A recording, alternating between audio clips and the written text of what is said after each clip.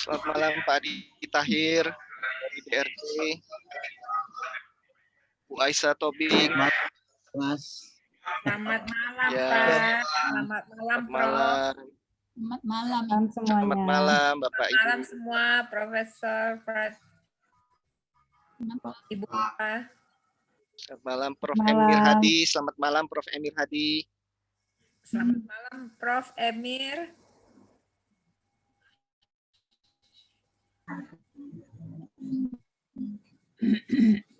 Okay, so professors and misters and Mrs. here, I think you are now at 8:00. Yeah, we will start right now by opening the video profile from Department of Architecture. After this, I will officially start the event. Yeah, see you all. Thank you. Please, Tika.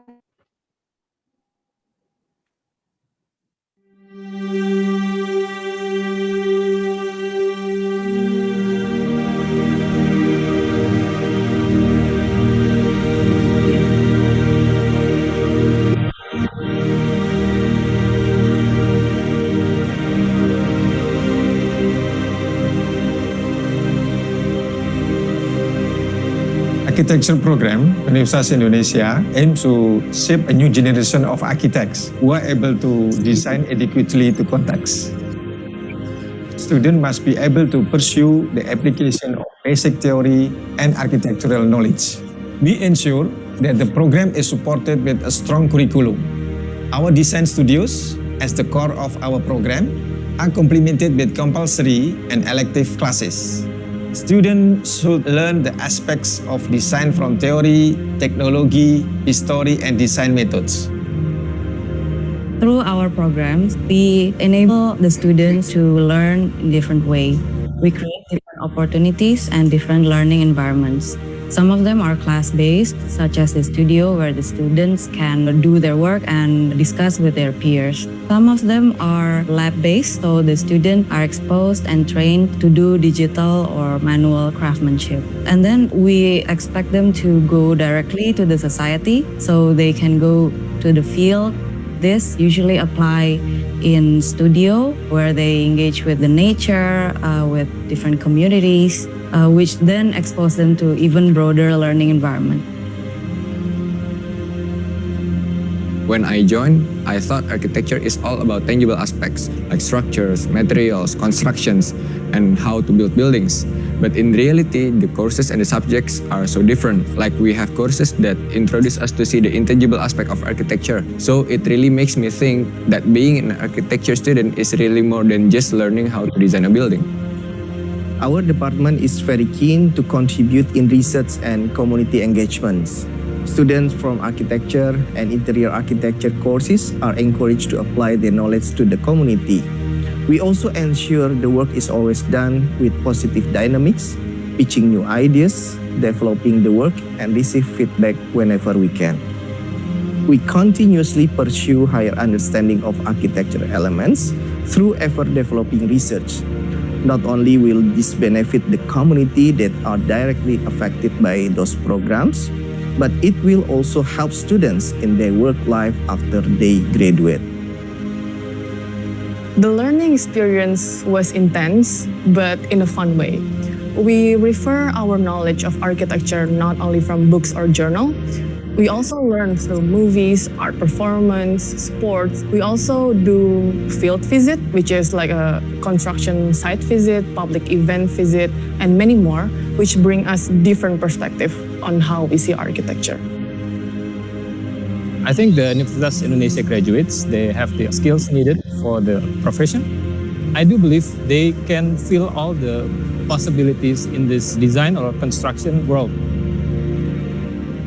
Only few of them can make it to become a real good designer, but that doesn't mean that they cannot develop themselves into other spectrum of profession in construction work.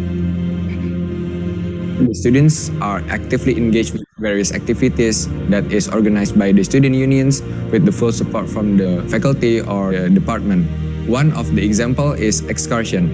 The idea of the excursion is the students can learn about architecture from the various places in Indonesia, and process of documenting vernacular architecture.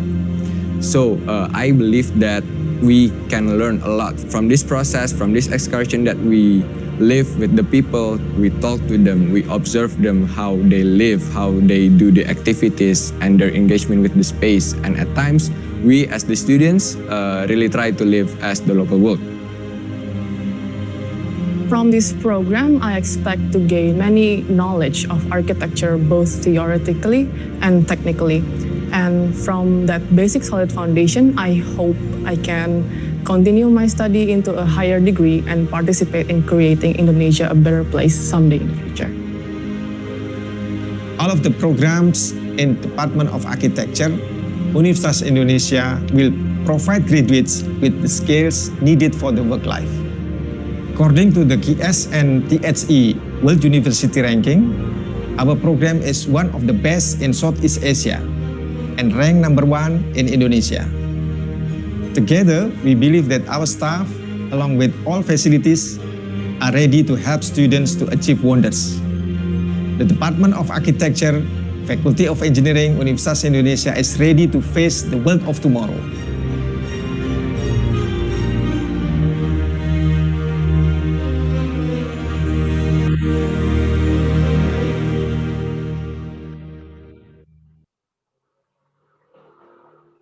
Assalamualaikum warahmatullahi wabarakatuh. Peace be upon us all. Good evening, ladies and gentlemen. Welcome to the opening of the 6th annual event, the Virtual Internet Workshop and Seminar, IJWS 2021. Distinguished guests, my name is Ova Chandra Dewi, and I'm a lecturer from Engineering of Faculty Universitas Indonesia. Tonight, I will be the moderator for this event. For this year, the virtual IJWS theme, Planning the Post-Pandemic City. As we already marked the first year of the COVID-19 pandemic, the theme has become one of today's most important and most complex public policy problems. The International Joint Workshop Seminar, IJWS, has already entered its 6th year of continuation. It started a collaboration between universities as well as multiple stakeholders that has been held since 2016. This year, it brings together postgraduate students and academic staff, Universitas Indonesia, University of Florida, the United States, Cardiff, and University of Birmingham from United Kingdom, University of Auckland, New Zealand. And also we have our partners, Jakarta Research Council and SDGs Hub, Universitas Indonesia. As we all are aware, we are online from each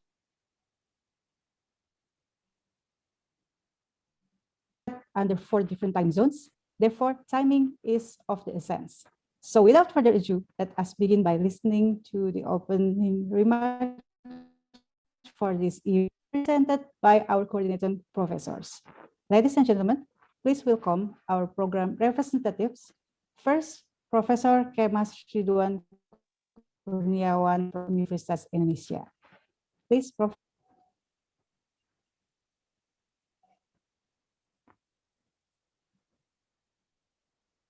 It's still mute, I think.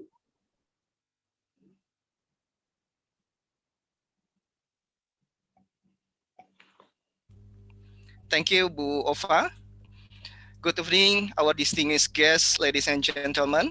It is my privilege to address you on behalf of the steering and organizing committee of IJWS, and also from Department of Architecture FTUI to welcome all of you in this very special occasions, the 6th International Joint Workshop and Seminars, which being held online from different 4 global time zones that started today, 23rd February until 19 March 2021. It is in cooperation with UI, University of Florida, Cardiff University, and this year we have University of Birmingham and Auckland University that also joined this program. I want to take this opportunity to thank and welcome the Dean of Faculty of Engineering UI, Dr. Insinyur Hendri DS Budiono MN, and also Head of Architecture Department FTUI, Dr. Ing Insinyur Dalhar Susanto. I also wish to welcome our special guest and collaborator, Professor Christopher Silver from University of Florida, Professor Andrew Flynn from Cardiff University, Dr. Andrea Frank, University of Birmingham, and Associate Professor Dr. Manfredo Manfredini from Auckland University. I also would like to welcome our keynote speaker for this opening ceremony, Professor Dr. Pratiwi Sudarmono, PhD, from Jakarta Research Council.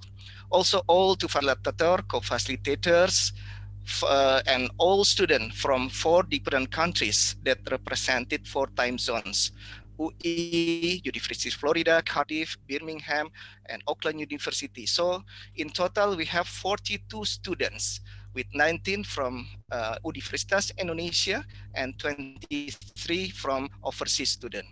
Here we also have our guests and part from Jakarta Planning Bureau, also from Jakarta Research Council, and also from SDGs Hub UI.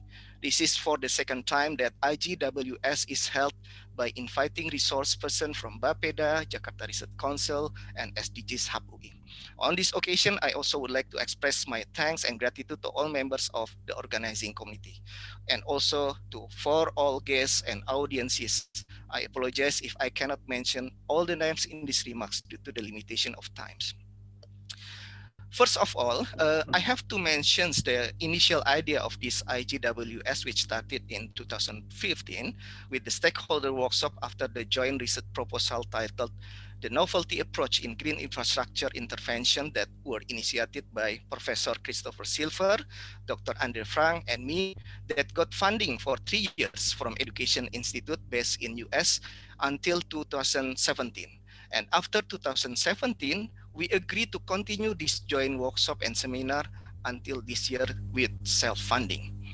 And for this year, the IJWS is very special due to the COVID-19 pandemic.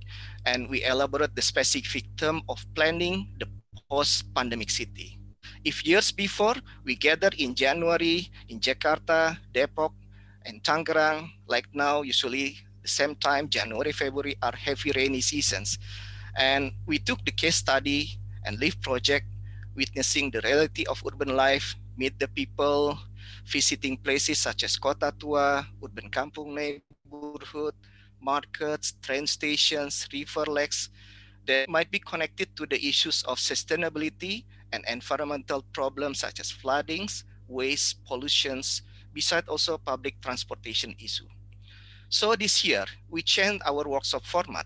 Besides being held via online, the IJWS on this year also takes the opportunity for each participant to try something different, something new, in order to cope with the difficulty and limitations the student might have experienced in response with the travel limitation, lockdown, physical distancing, wearing masker, etc.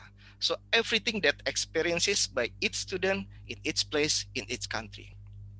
And the aim of this project is to develop several key issues that will enable a better understanding of the impact of COVID-19 on citizens' livelihoods and lifestyles. Throughout the data collections and interpretation, it will be important to recognize the pace of time frames from pre-COVID-19 as the baseline, the time of COVID-19 as the period of adaptations, until post-COVID-19, the time for urban improvement. What happens in the home is, of course, influenced by and helps shape what happens outside of the home. So we divided the program into 5 sub-themes. Sub-theme 1, reimagining utopia, speculative architecture for the commons of tomorrow, atmospheres of spectacle and activism for the post-consumer city in re-territorialized places, which is facilitated by Associate Professor Dr. Manfredo Manfredini. The second sub-theme, reimagining new memory in the post-pandemic urban home, which will be facilitated by me. And sub-theme 1 and sub-theme 2 will be merged in order to optimize the result and the finding from the students for a future perspective. And for sub-theme 3, Environmental Healthy Neighborhood will be facilitated by Dr. Ova Chandra Dewi. Subterm 4, title Eco-City Environment, will be facilitated by Professor Hendri Flynn. And the last subterm, Mobility Scenario for the Post-Pandemic City, will be facilitated by Professor Christopher Silver and Dr. Andre Frank.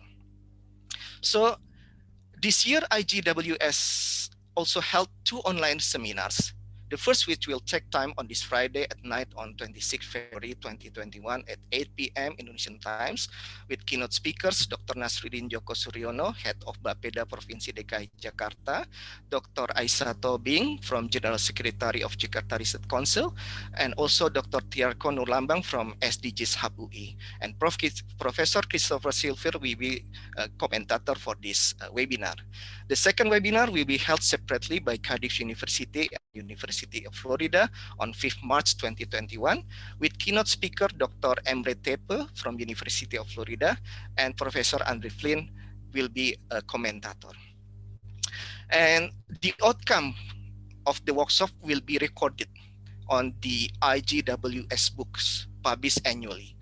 And so far we have 4 books of IJWS plus early IJWS that we held a few years before with the university. And since 2018, we have published series of the IJWS books with the same format as shown on the slide. So, ladies and gentlemen, this joint international workshop and seminar will end by 19 March 2021 with the presentation from 5 working groups. I hope that everyone will take the results of this joint international workshop and seminar later to develop our local and international network. It is a great pleasure for me to extend the important cooperation we have nurtured under this workshop around issues of COVID-19 pandemic and urban sustainability. This is an opportune time for me again to have and greet all of you attending on this very special moment. Before I close, let me show you the photo of previous IJWS. Thank you very much. Thank you, Professor, for this enlightening speech. So now, for the second program representative speech, please welcome Professor Christopher Silver from the University of Florida. Please, Professor Silver. Thank you, Ibu Ova. Dean Budiono, Pak Dalhar, Professor Sudarmono, Ibu Aisyah Tobing, and colleagues from the Department of Architecture, UI, Cardiff, Birmingham, and the University of Auckland, and of course the students from all 5 of the universities and other participants. I bring greetings to you from Gainesville, Florida. It is an honor for the Department of Urban and Regional Planning to continue to participate in the International Joint Workshop and Seminar. I've had the privilege to offer a similar welcome to past IJWSs for the past 5 years, but these have been in person in Jakarta. This time, of course, it comes while we are all pandemic. For us in the United States, COVID has come with devastating consequences. Last evening, President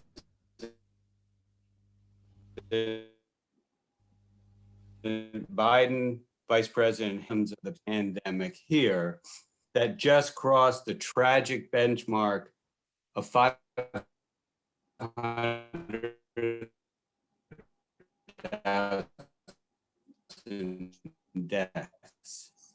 A great challenge and as many. Therefore, it's really appropriate that our virtual gathering this year focus our powers of analysis and assessment on how this pandemic has affected our various societies, its cities, its towns, its villages,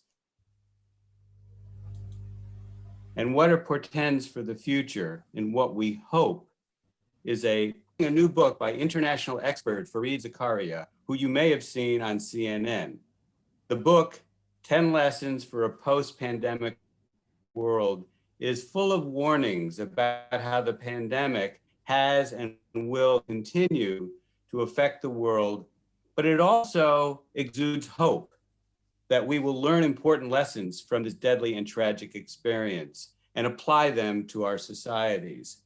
As he notes in his final chapter, think about the changes we've had to accept in our own lives in response to the pandemic. We have agreed to isolate ourselves, to work and attend meetings on our laptops. We have seen doctors through telemarketing. We have gained a new appreciation for what it means to be an essential worker. And governments have shown a greater willingness to invest in the future. Is this the start of something new or just a blip in history?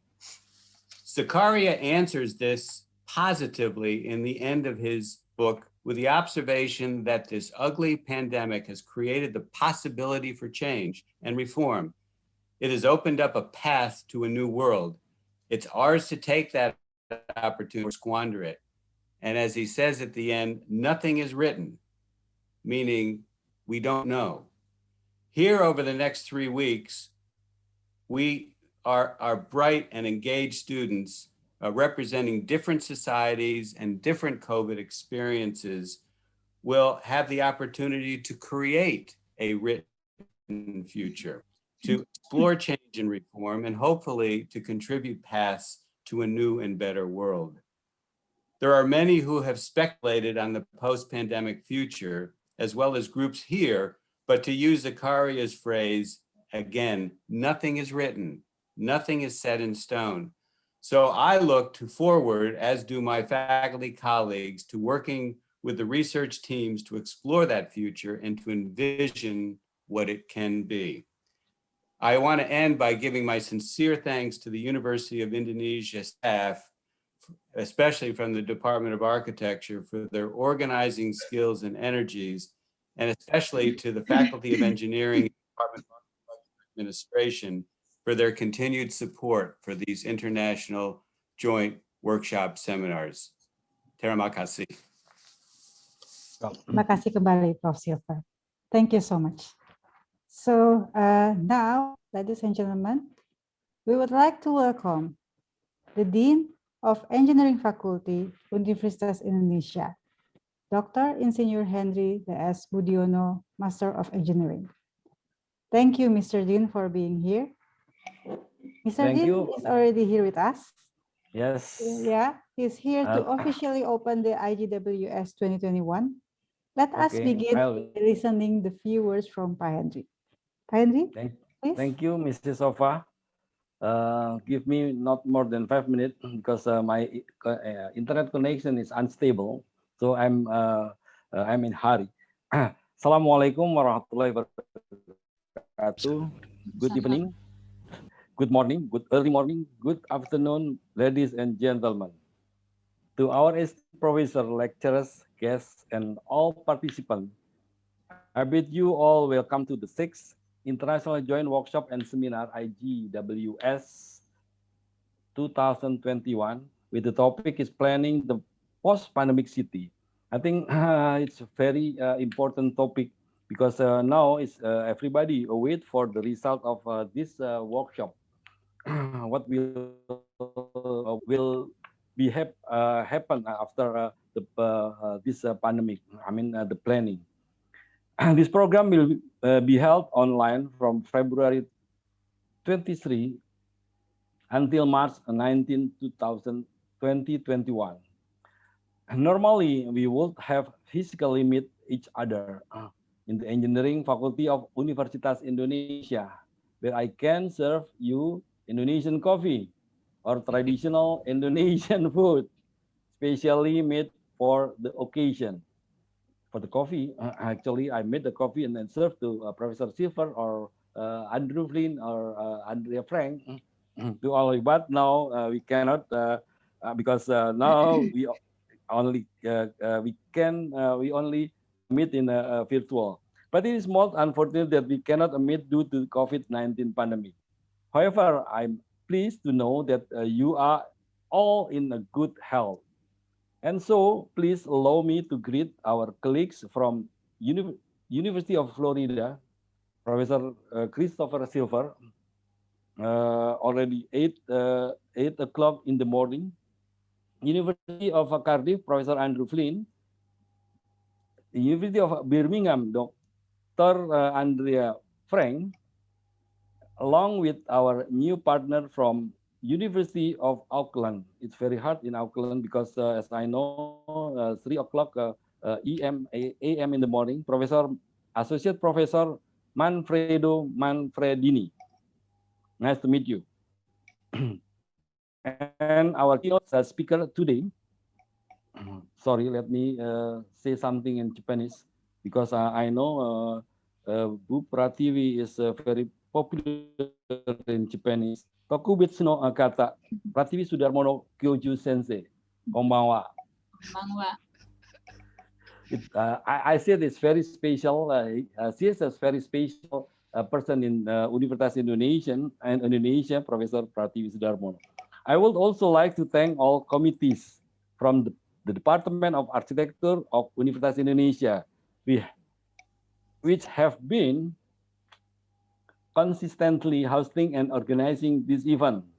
Assistant Professor Dalhar Susanto, Professor Kemas Ridwan, Dr. Ova, and all the lecturer and student in Universitas Indonesia. Dear Professor, lecturer, guests, and all participants, today we will begin our new journey through the virtual international joint workshop and seminar with participants all around the world from Indonesia, United States, United Kingdom, and New Zealand. We'll be discussing current built environment issue from each of our homelands and to share the experience with others, all in order to broaden our knowledge toward incoming challenges. This reminds me to a very common proverb used in Indonesia, which I think resonate well with anyone in the world. The sentence translates to, and I quote, "So verily with every difficulty there is relief." Surah Al-Anziyah, verse 5. Last, I sincerely hope that you enjoy this event and have a fruitful workshop. Thank you very much. Assalamualaikum warahmatullahi wabarakatuh. Thank you so much. Waalaikumsalam. Warahmatullahi wabarakatuh, Mr. Dean. So again, thank you, Pak Hendri. Actually, I still cannot imagine this event without your coffee. Hopefully, this will. Yeah, hopefully next year we will have a cafe together. Yeah, Pak Dean. Okay, so ladies and gentlemen, with that, the virtual IJWS 2021 is officially open. So let's have a group photo for a while. Kiki and Ka will help us, just to make sure that all of you will doing smile, give your best smile, and I will count 1, 2, 3. Yeah, and Kiki will help us. Okay, thank you very much. So please be kindly turn your camera on, and I will take the photo 4 times because apparently we have 4 pages. Okay. So yeah, this is the first page. 1, 2, and 3. Okay, just wait a moment. All right. Okay, so prepare for the second page. Make sure that your camera are on. And 1, 2, and 3. Right. And now the third page. Okay, 1, 2, and 3. Right. And the fourth page, 1, 2, and 3. All right. Thank you very much. Okay, thank you also, Kiki. Thank you, ladies and gentlemen, for being giving your best shot. So distinguished guests, yes, Kiki. Mohon maaf, Bu Asia Tobing, tadi saya lupa menyapa sama Profesor Emir Hadi Suganda. Selamat malam. Terima kasih, Pak Hendri. Selamat malam, Pak Profesor Emir. Okay, shall we continue? Yeah, sure. Thank you, Mr. Dean. So, ladies and gentlemen, distinguished guests, for this keynote speech for our event, I would like to welcome Professor Dr. Pratiwi Sudarmono, PhD Specialist MMK from Jakarta Research Council. Prof. Pratiwi, it is such an honor to have you here with us. Please allow me to express my gratitude on behalf of all our participants who cannot wait to hear about your views regarding this pandemic. Are you ready, Professor? Okay. Yes, okay. So ladies and gentlemen, may I present Professor Pratiwi Sudarmono. Okay, thank you. May I share screen? Please.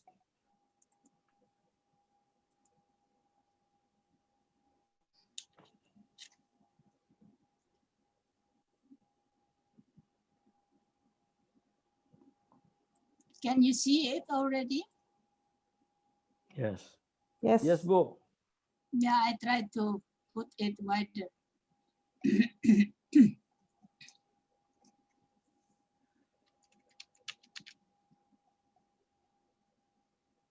I must start from the very beginning. Wait a moment.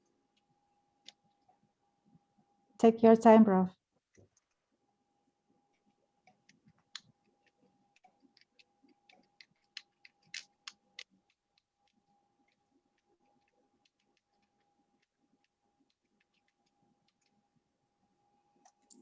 Okay.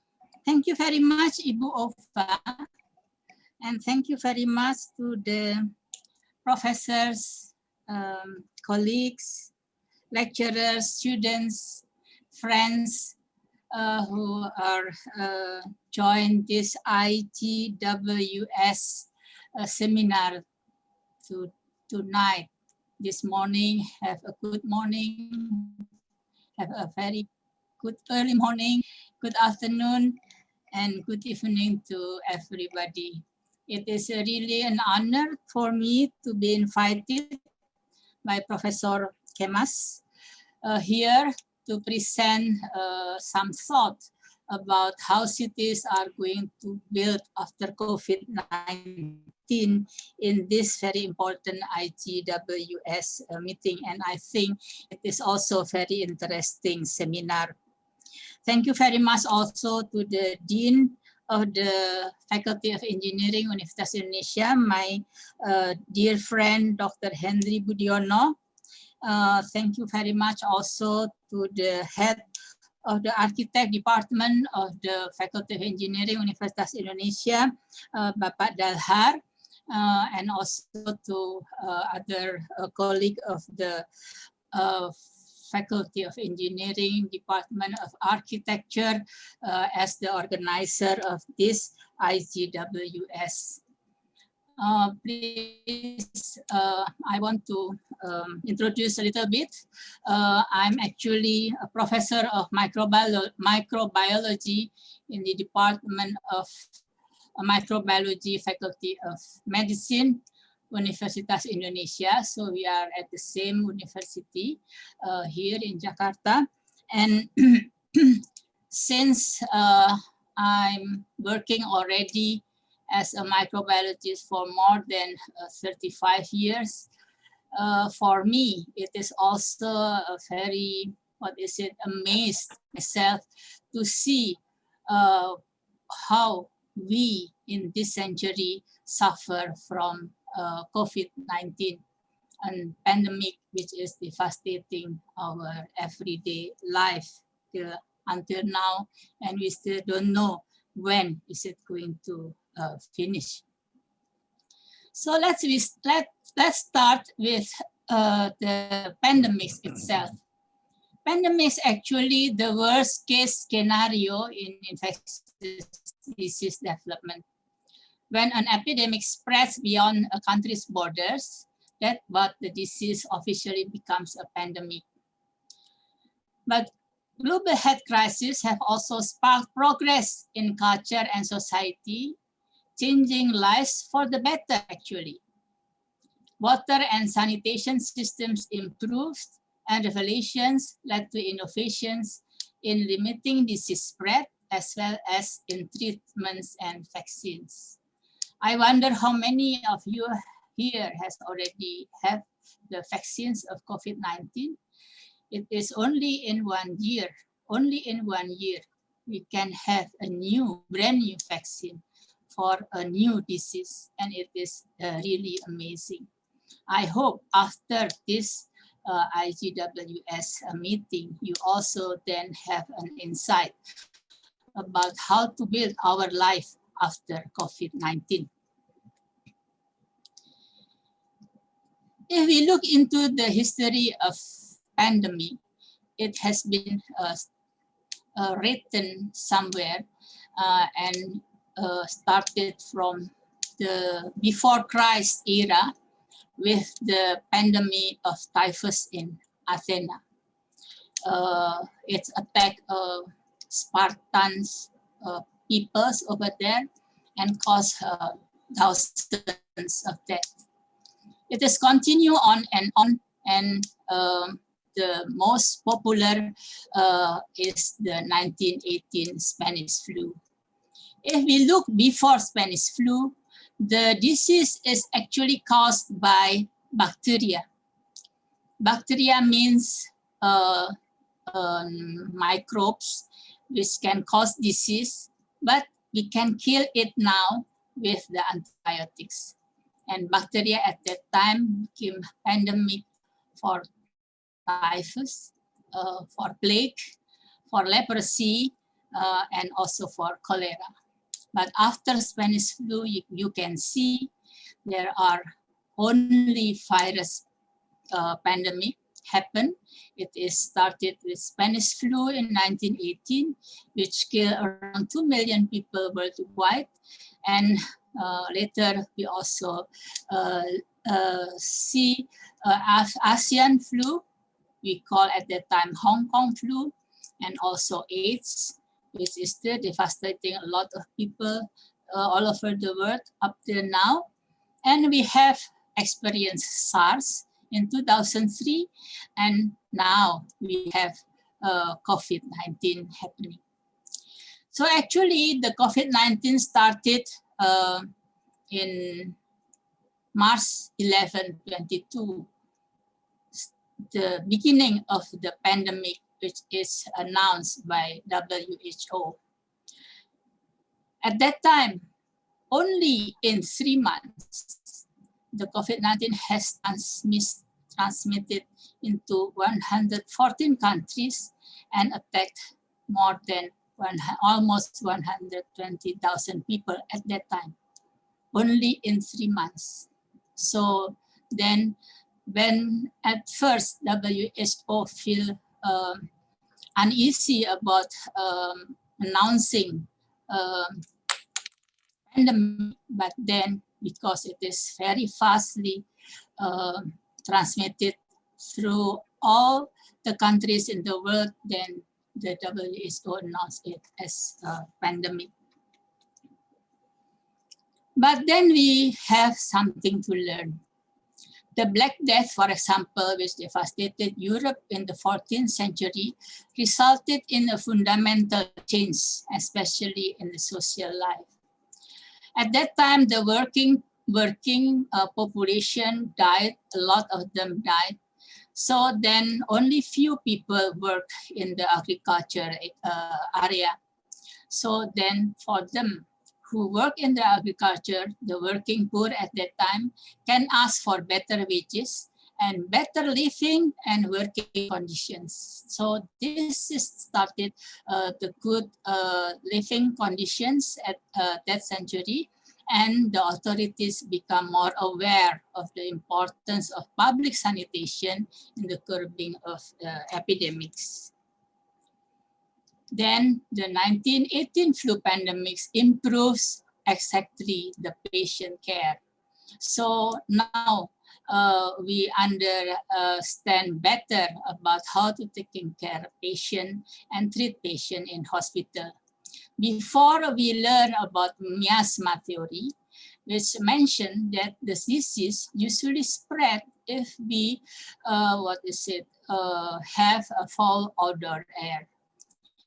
But then we learn that the disease is actually caused by microorganisms, and the microorganisms then can be cultivated we can culture it, we can and then understand the characteristic of those microorganisms. When we understood that, then the practice of modern hygiene started. We also know how to use masking, how to social distancing, how to conduct hand washing, quarantine. Quarantine is actually mean in Italian 40 days period, and period time, I think 40 days period time for women after giving birth to babies. And also we understood about public health concept. So each pandemic actually taught us something. I think all of you understood what the cities concept are. Cities are centers of innovations and wealth creations, but also hotspots for air and noise pollution. Also the place where heat islands affect and lack of green space, all factors detrimental to human health. And now it is also hotspots of COVID-19.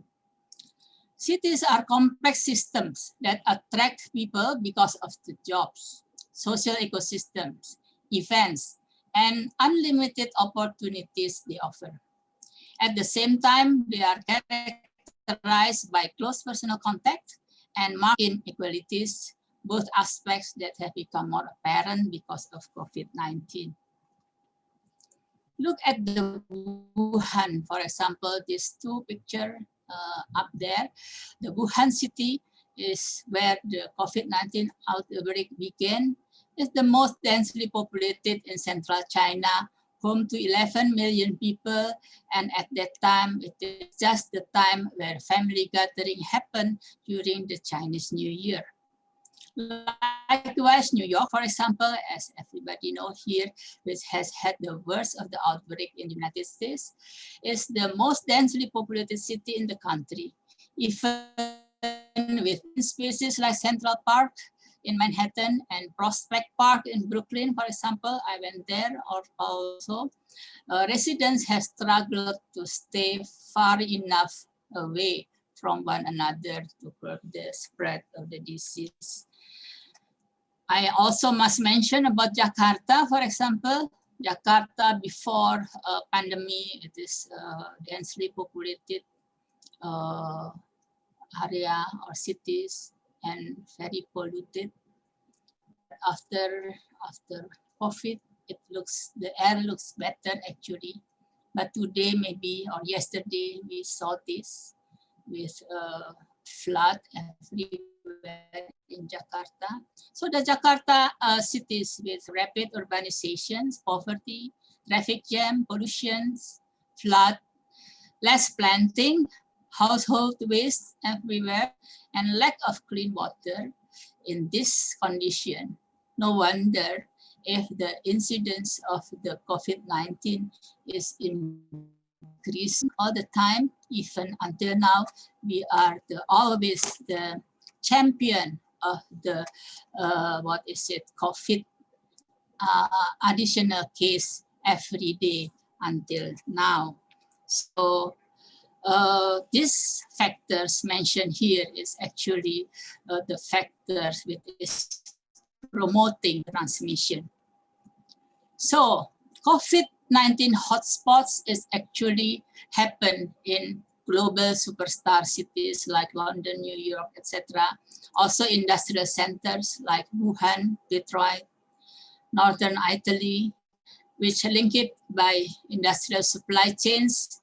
And also not only in this slum area or in these big cities, superstar cities, but also in a very remote and very nice jet set places in sky slopes of US Rocky Mountains, for example.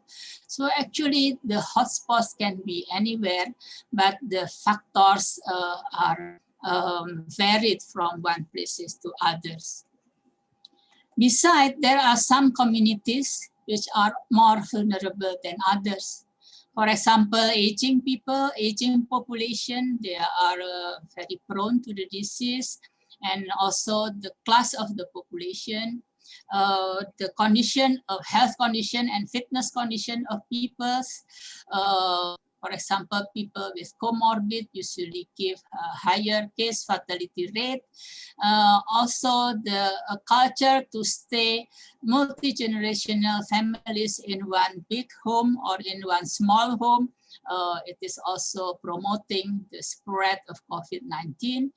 The religiosity, for example, in Indonesia, where people love to go to the mosque and pray together in one small places in the mosque 5 times a day, for example, and also related very much to the social capital.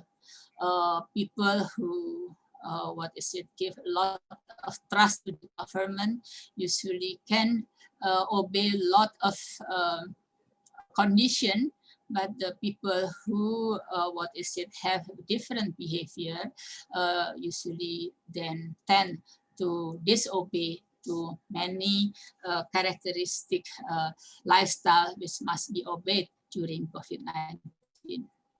So now we can see that daily confirmed COVID in this world is still high. United States, I think, is still #1 here, which daily confirmed COVID-19 cases is the highest in the world. But also we can see some other places which is still very high, or the positivity rate is still very high, like the Russia, the Brazil, India, and also you can see Indonesia. You look at Australia, for example, the patient is really very few now. And surprisingly, for example, if we look into the center or the origin of the COVID-19 in China, China has also cases much less than other countries. So if we look into this chart, we can see that the COVID-19 is actually the incidence still very high. And although it seems that it is 10 to 15% decrease all over the world now, but yeah, it is still high enough, and we cannot predict or make a good prediction about when is it going to finish. Although now some countries has already started vaccination, but still more than 130 countries have not yet begun with the vaccination program at all. And it is very good for us in Indonesia that until now we already started vaccination, and we vaccinated more than 1.5 million people, especially for the health personnel.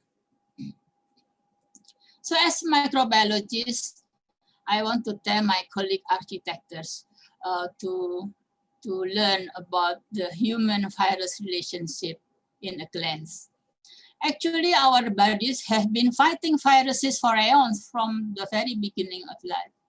But you know, we are as human beings still exist. So it is a proof that we are actually successful in fighting them. We and the virus actually evolve or co-evolve together. And we are able actually to neutralize viral invaders and even repurpose them for our own benefit. In fact, this is very interesting fact, that almost 8% of our genome is made up of viruses that once infected us. So it is interesting.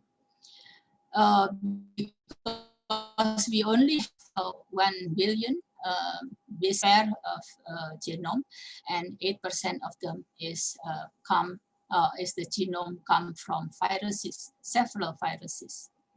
The thing about viruses is that they are sort of at the margins of what we consider living things. Actually, they are between life and non-life. They are small, tiny pieces of genetic material with an unusual small number of genes wrapped in a shell. So it is a very simple construct of living being. But now, thanks to the advancement of medicine, we can understand what is the characteristic of the whole virus, especially now the COVID-19.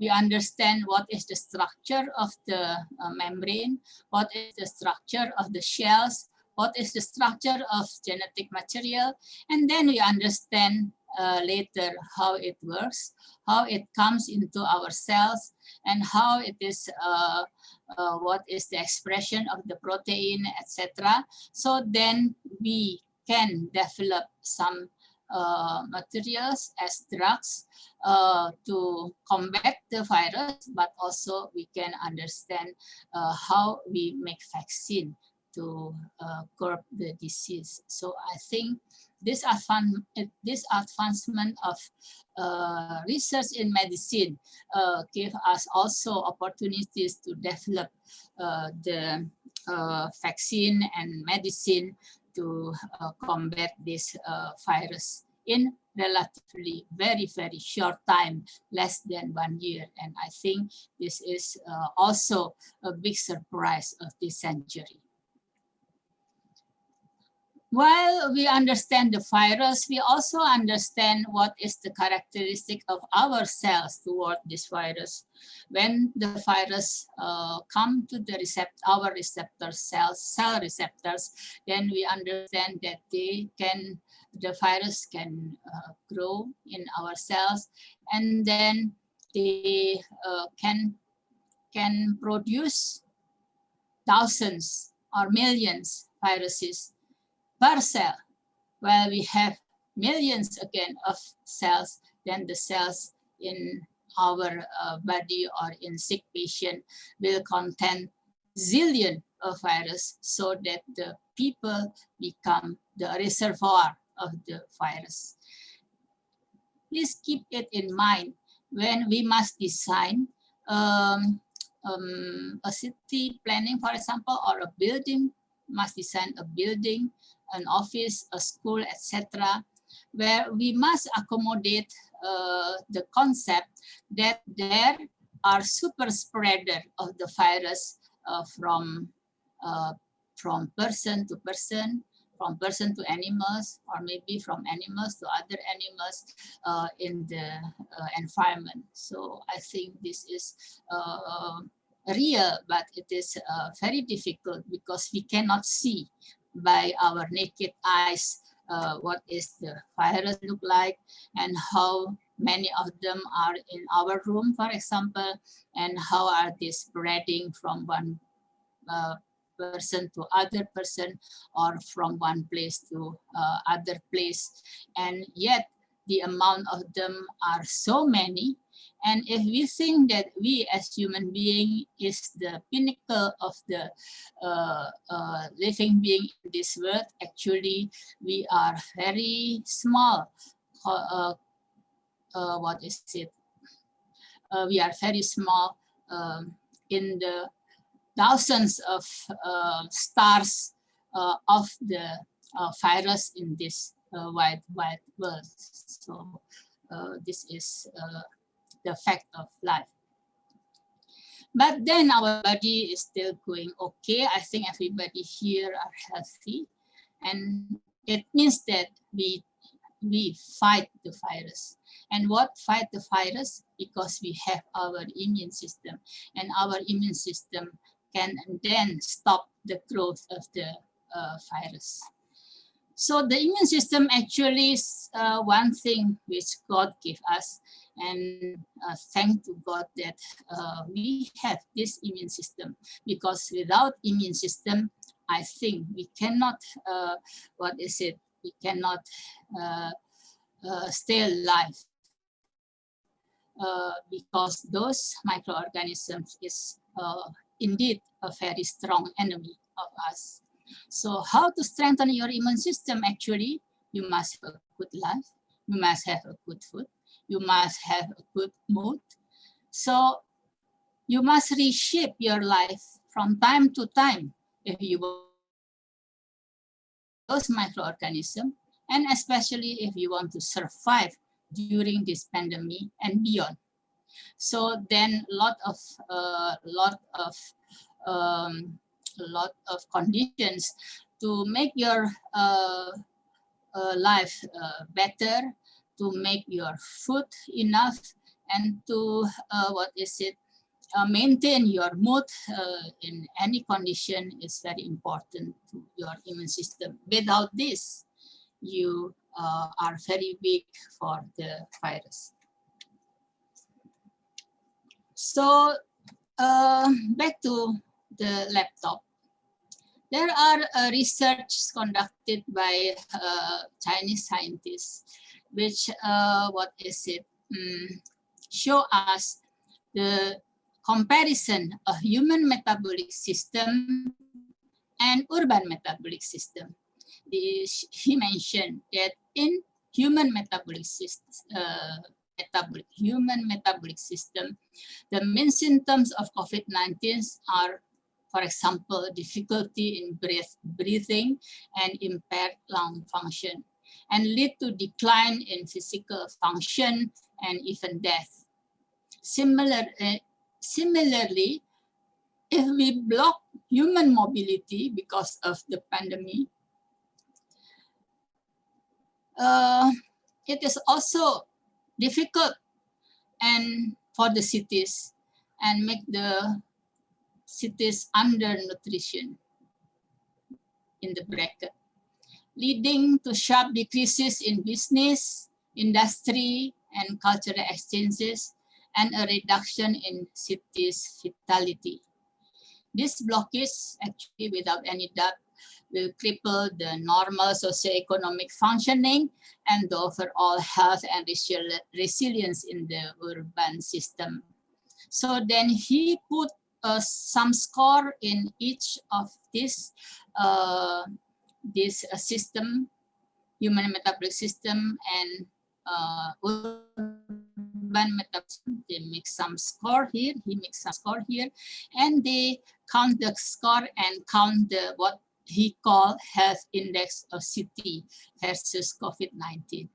So we can see that when the COVID increase, it can cause the lot of difficulties in the cities. For example, the highway passengers volume decrease, the civil aviation passenger also decrease, railway passengers volume decrease, etc. Highway freight volume, industrial or commercial housing sales, for example, also reduce, etc.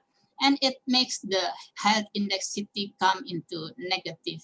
So with this, factors, he mentioned that all these factors must be improved.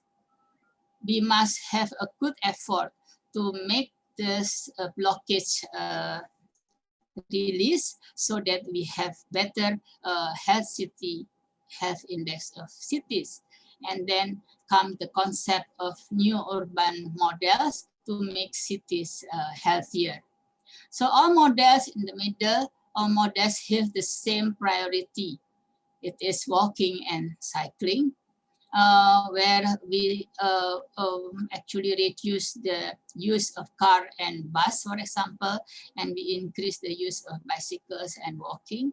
And the idea of complexity, the ideas of super blocks, the ideas of 15-minute cities or car-free cities actually then reduce the disease, reduce the transmission of the disease, and by reducing the transmission of the disease, all the indicators mentioned just now is improving, and the health city index is also improving, and it means that our life is getting better. I want to make some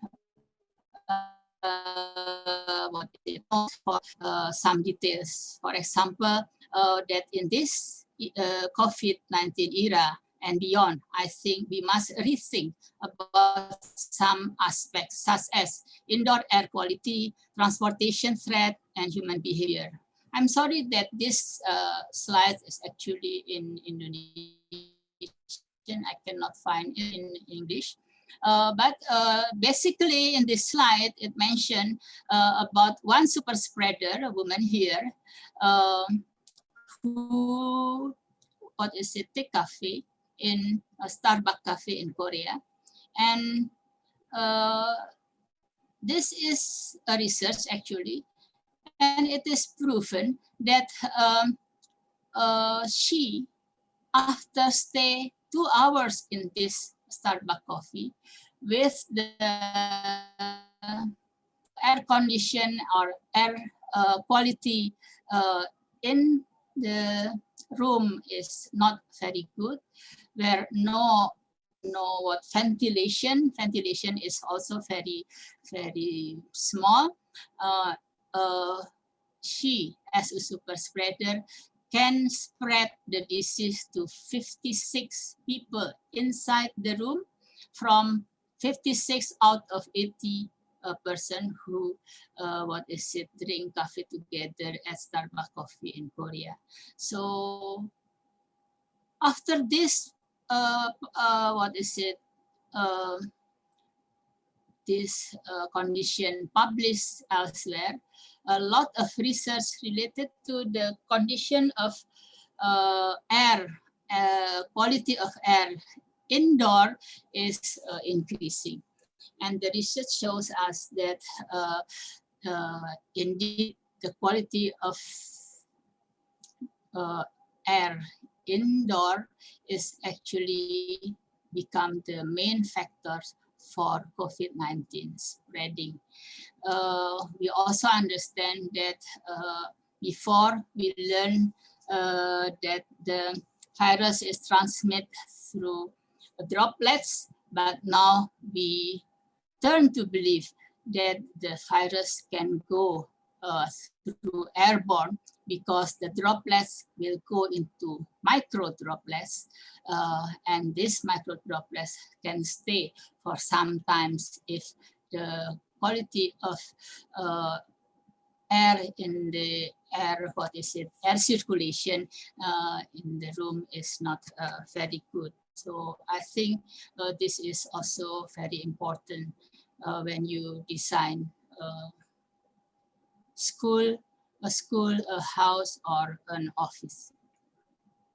There is also a very famous research conducted in China. I don't know if this kind of research can be conducted in some other places, because in one bus, for example, the researcher put this person in red with COVID positive stay in the bus, who go from one city to other city for 4 hours.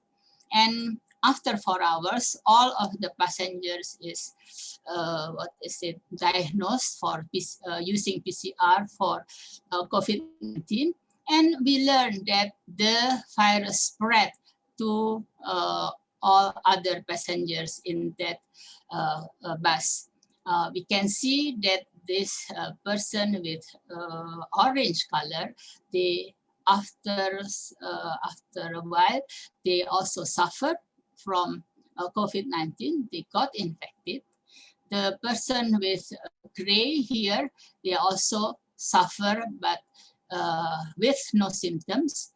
And the pink color here, actually she or he suffered of COVID-19, even when she entered the bus 30 minutes after the red passenger stepped down.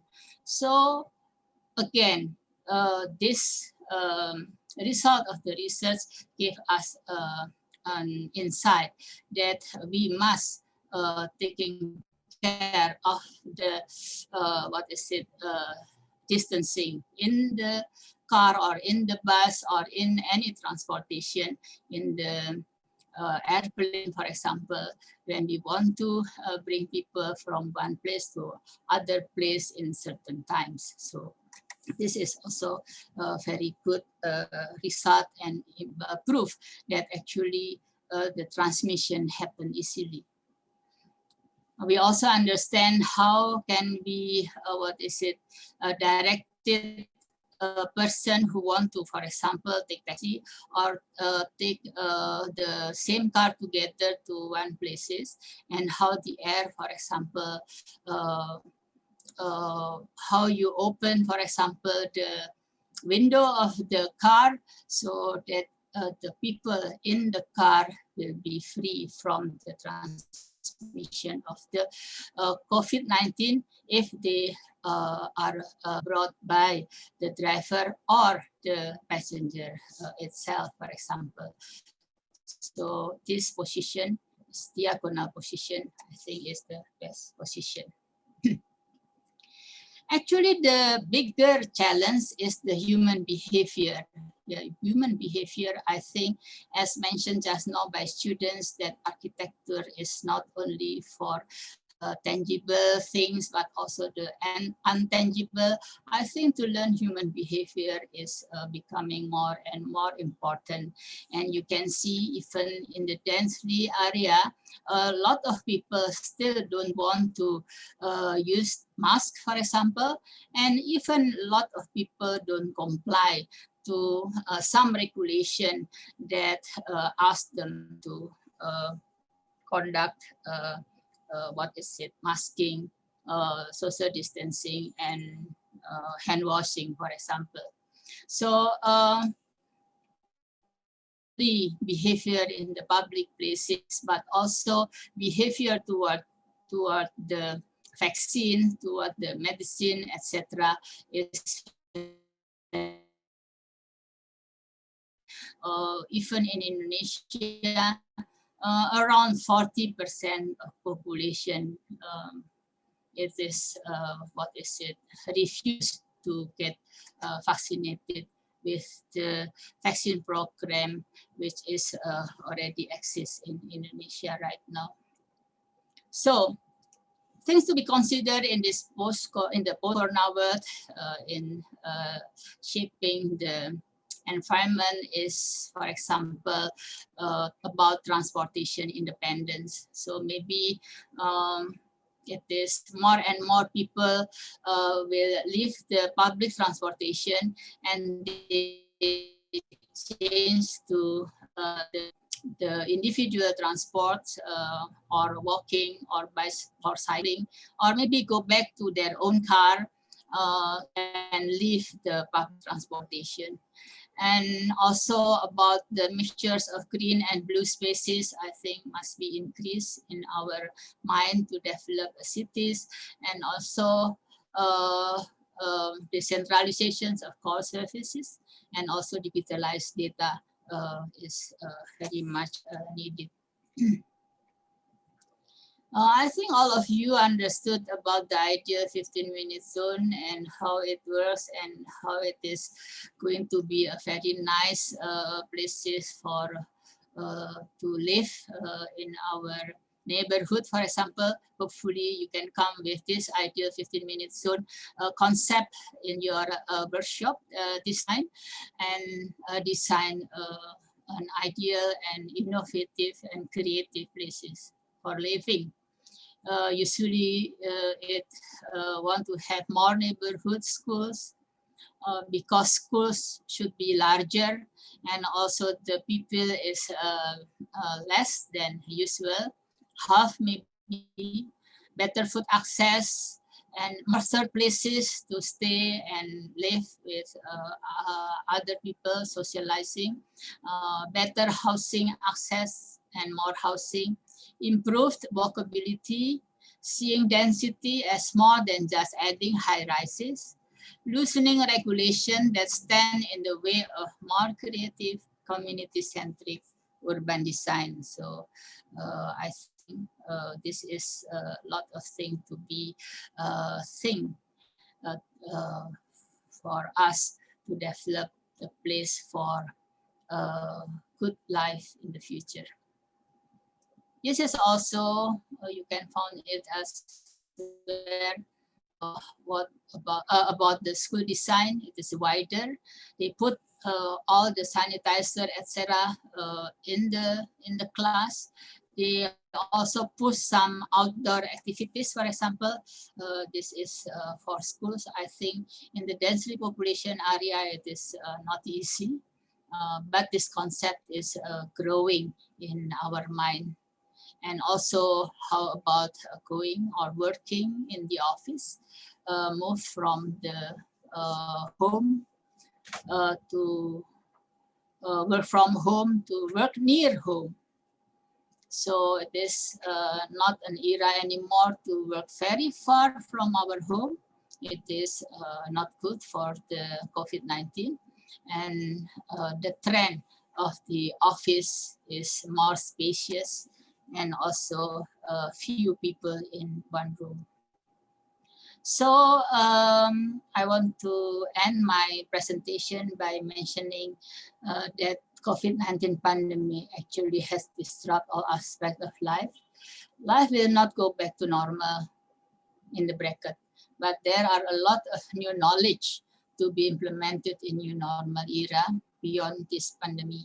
And urban plans need to be designed, evaluated, and approved using a health lens, health consideration. It is very important. Thank you very much for your attention. Assalamualaikum warahmatullahi wabarakatuh. Waalaikumsalam warahmatullahi wabarakatuh. Thank you so much, Prof. Pratiwi. Thank you so much for the insights. I really appreciate the knowledge that you shared with us, because we are coming from different disciplines. However, it should be integrated as a platform, right? So let us hope that everyone may survive within this pandemic and learn many things from this pandemic. As Prof. Pratiwi already mentioned, that this pandemic also brought us into a higher knowledge of our integration part. Here, Professor Pratiwi also mentioned that even though we cannot predict when it's going to happen, or when it's going to finish, but at least within 1 year, we already produced these vaccines, and already like about 1 million people is already got this vaccination in Indonesia. So it's really good, true. And now we would like to open a discussion, perhaps starting like with only one question due to the time concern. Should anyone have questions, please proceed to click the hand sign, and you will do your questions lively, please, if any.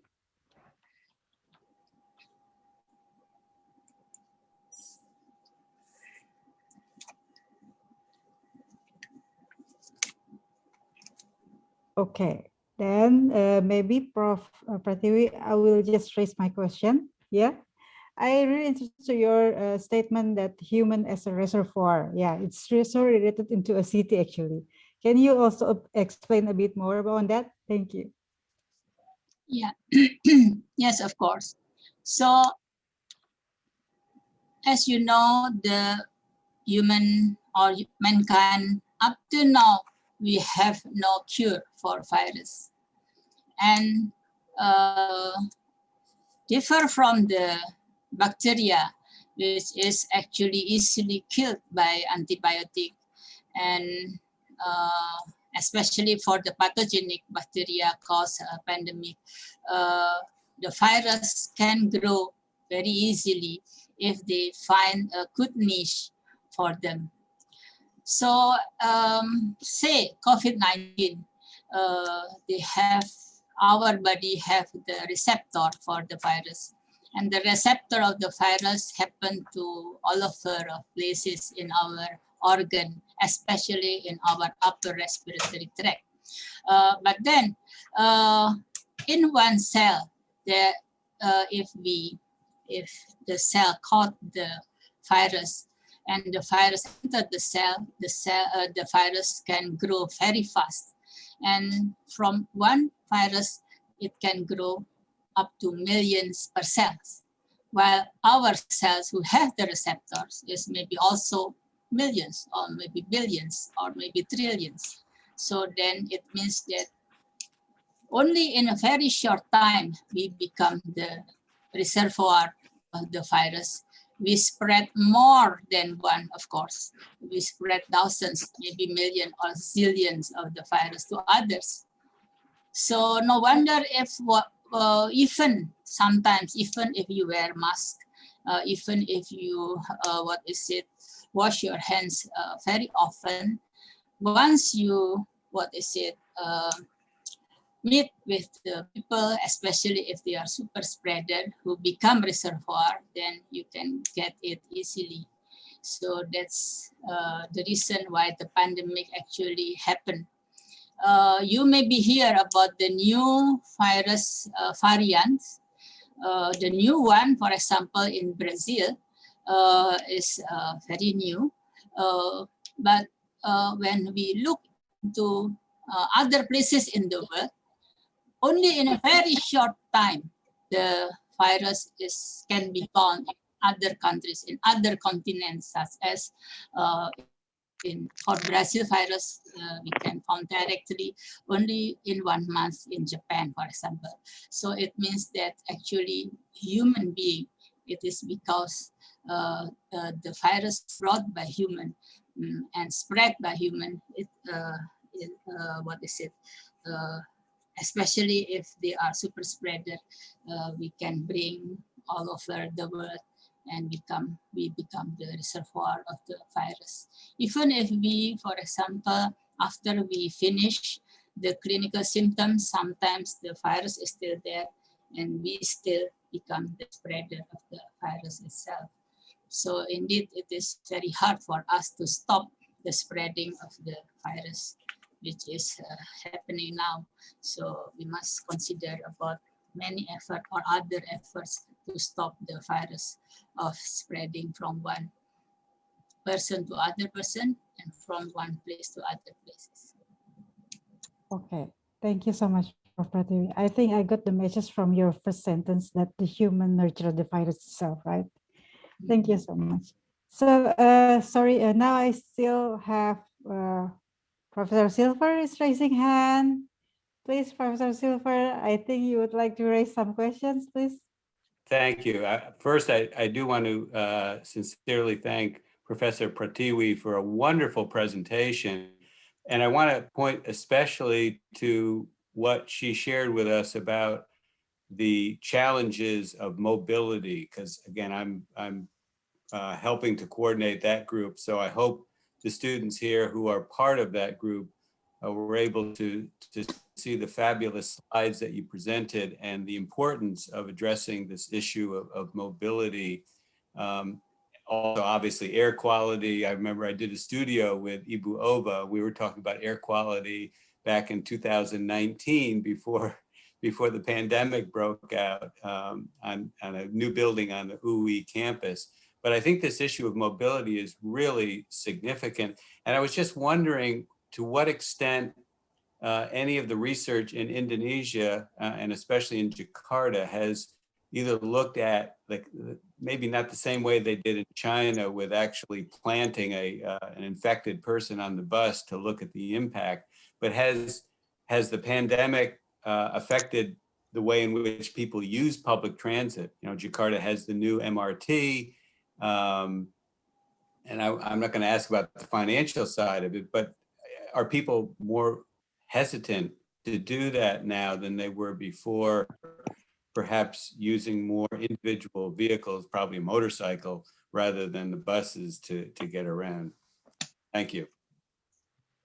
Okay, thank you very much, Professor Silver. How are you doing?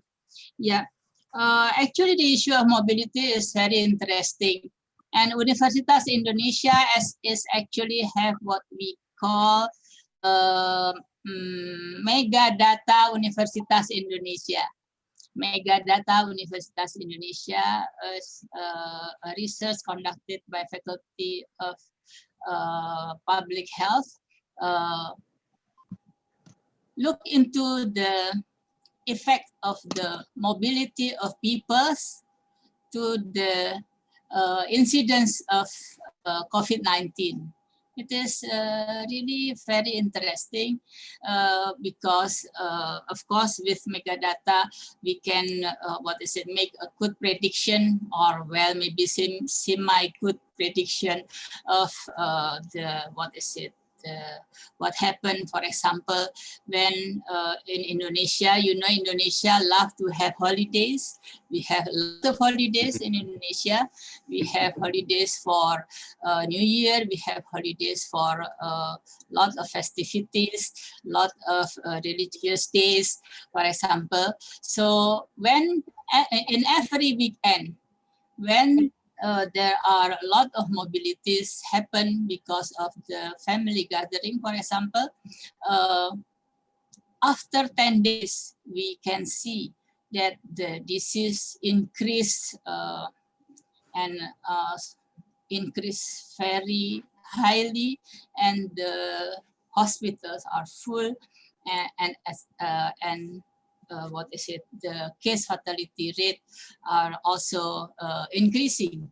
So we know, as maybe you know, in Indonesia, we don't practice quarantine, total quarantine, but we call it semi-quarantine, maybe, where people are, the mobility of people are actually reduced by some activities or some regulation given by the government, for example, that they ask people to work from home. They reduce the the hour of business hours in mall, in offices, etc. So we can see the result actually that when this semi-quarantine action is happening, the COVID-19 is indeed decreased, while again after weekend or after long holiday, the COVID-19 is increasing. So in our public transportation, the research is also conducted, but the result is not very clear. It is because the public transportation organizers ask people to use masks. And in Indonesia, in Jakarta mainly, if you go into public transportation, you cannot wear scuba mask. So mask using the scuba cloth, which is very thin. You must wear a good mask. If you don't use mask, you cannot enter the train or the bus. And I think this is indeed very effective. I work in the laboratory which diagnose PCR every day for more than 1,000 specimens per day. And I hired in my laboratory, we hired around 100 persons. And they go commute to that place, to Depok, Depok to Jakarta where the laboratory is there.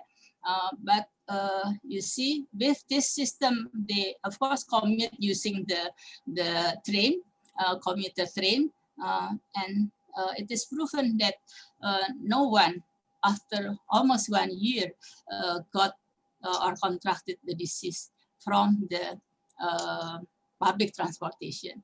So it is, I think, the obedience of the people wearing masks and good quality masks is somehow helping the situation. Thank you. That's great. Thank you. Yeah, thank you, Professor Pratiwi, also Professor. So distinguished guests, again, Professor Pratiwi, thank you so much for the very, very insightful discussion tonight. But due to the time concern, I need to stop this one at the moment. Yeah, I also have some private message regarding questions. I will get back directly to you after this. Yeah.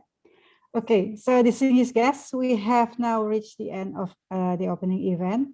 To wrap it up, please allow me to emphasize a few messages from what we have received from Professor Pratiwi.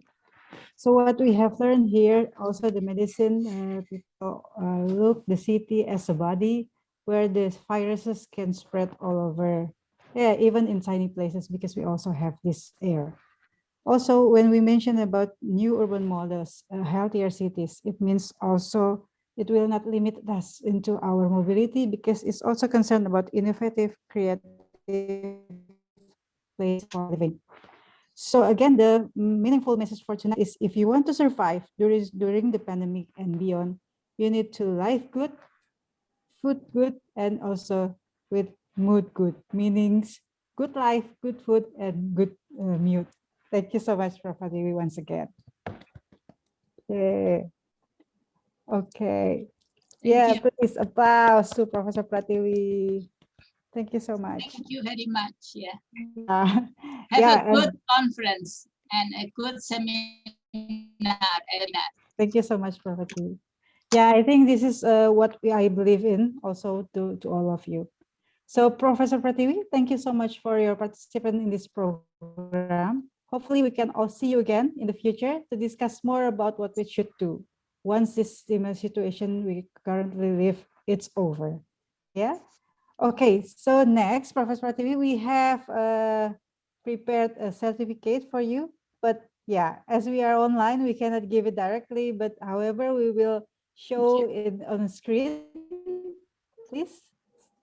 We will show it on the screen. So yeah, this certificate of appreciation gratefully presented to Professor Dr. Pratiwi Sudarmono, PhD, Specialist MKK, for impacting her valuable insights and inspiration to all academics during this time of need as the key speaker in the opening event of virtual IJWS 2021. Thank you so much once again. Thank you very much. Thank you very much. Have a nice evening. Have a nice day. Yeah, thank you so much. Also, distinguished guests, we have also announcement from Faculty of Engineering. This is about the new program. It's a postgraduate program called Urban Regional Planning. Can you also show the slides?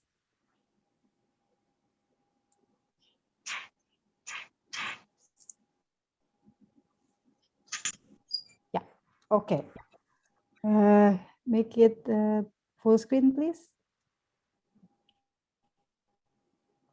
Yes, thank you so much. So, ladies and gentlemen, this year, Engineering Faculty Universitas Indonesia is now opening a postgraduate program, the Urban Regional Planning, or is called Perencanaan Wilayah dan Kota, Fakultas Teknik Universitas Indonesia, or we call it PKWT FTUI. It's a multidisciplinary program where we can have lectures from architecture and civil engineering department, economic and business, laws, mathematics, and science faculty, and also from Global Strategic School in Universitas Indonesia. You can see here where you can contact us. Yeah, it's Indonesia. It's connected in Bahasa. It's not really international language, but if you're all interested in this program, just contact the address below and also the phone number. Thank you so much. So it's over now. I think we already at the end of our event. For our distinguished guests, the Dean of Engineering Faculty, Universitas Indonesia, the Head of Department of Architecture, Faculty of Engineering, Universitas Indonesia, our keynote speakers, Professor Pratiwi, and also the public audience, except for the participants and the facilitators. Now we are at the end of our event. You may now exit the Zoom meeting room. Thank you so much, and we wish you all a good health. Thank you very much. Thank you very much. Thank you so much. Prof. Pratiwi. Thank you so much. Bye. See you again. Stay healthy. Terima kasih. Ya, makasih Bu Isa. Thank you Bu Isa, Pak Adi. Makasih. Bu Debi dari SDGs Hub UI. Thank See you very you much. See you next Friday. Okay. Bye. Bye. Bye. Good night. Bye. So